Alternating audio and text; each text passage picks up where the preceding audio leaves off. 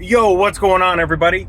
I am Jameson Sparkplug Birchfield. I also go by the name Randy. I'm going to tell you a little bit about myself, just to kind of break the ice and you know, get all the nitty gritty out there, so then we can talk about some stuff. So, I don't know where you're going to be seeing this, whether it's on a YouTube channel, on Facebook, TikTok, Instagram.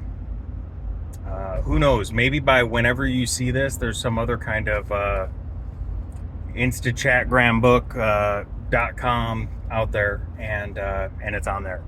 I don't know, but I've been called Randy since the day I came home from the hospital. So why did my parents not just name me Randy? That's a very legitimate question, and one that I guess only they can answer. I'm trying out this microphone, so hopefully you can hear me all right. And so, yeah, I spent 21 years of my life answering to the name Randy, and I moved to California. And my first job was actually, my first job in California was actually changing oil in cars. And, I was down there. If anybody knows Ocean Beach, it's the end of the eight ends in Ocean Beach, and I was there pre skateboard park. Now there's a skateboard park right there, and a Tony Hawk skateboard park, by the way. And I was like, I didn't move from Illinois, from the suburbs of Chicago, to Southern California to work changing oil. And no offense against anybody that does that. I fully support dirty hands, clean money. You know what I mean? But that I had this idea in my head about fast cars, fast bikes, fast women, and that's what I came to California for. So I can change some oil, and I don't mind changing oil, but I came to enjoy what it was that I had in my mind Southern California was. So I got a job at a restaurant, and that's a whole God story all in itself, that one day I'm sure we'll talk about. Leaks. And my boss told me, he said, man, your legal name is Jameson, so why are you not going by Jameson? I said, I don't know.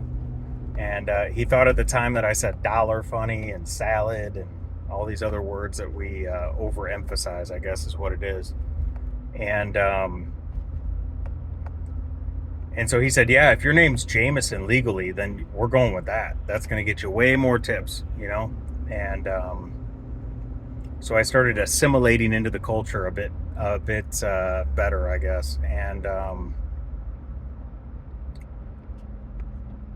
And so through that process, I started embracing the name Jameson. And so for work, ever since, I've gone by the name Jameson and just let that roll. And that's turned into JMO and all kinds of other nicknames around that name. And that's all well and good,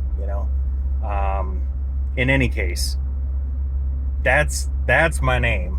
And Sparkplug started with a motorcycle club that I was part of for nearly a decade, and traveled all around the world with that club, and did the work of the Lord wherever I was, and it was just an absolute blessing.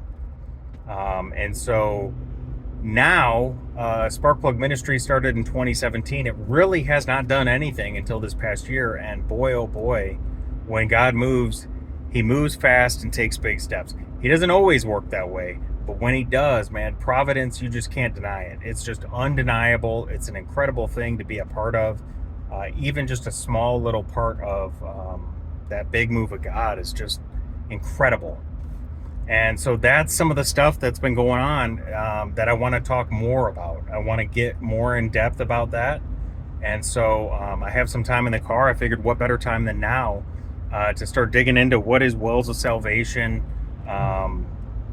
what has my experience been, and really it's a story about obedience. And yes, I did write a devotional about obedience, which to me is acts of love rooted in faith, bringing about hope. And when you do something to show love to someone else for nothing else, no other expectation other than that you can help them, and you root that in your faith because that's what Jesus would do for you. That's what you pray and hope that other Christians will do for each other, with no expectation of anything in return. Especially when you know that there's no way anyone could ever return it. You just want them to know that they're loved. That's awesome. That's what rooted in faith looks like. That's the way to exemplify Jesus to a broken world, and to a confused world that thinks that they're fixed.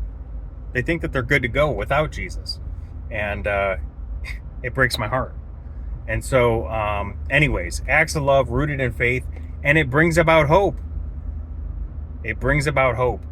I'm going to end it here. I'm going to pick up another video.